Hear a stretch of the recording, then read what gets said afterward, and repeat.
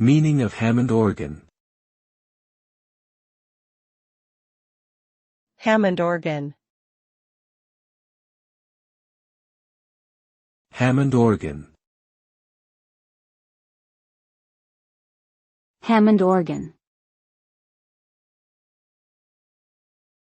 Hammond organ.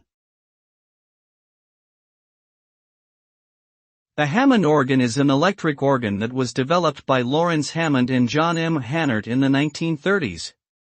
It uses tone wheels and electromagnetic pickups to create a distinctive sound that became popular in jazz, gospel, and rock music.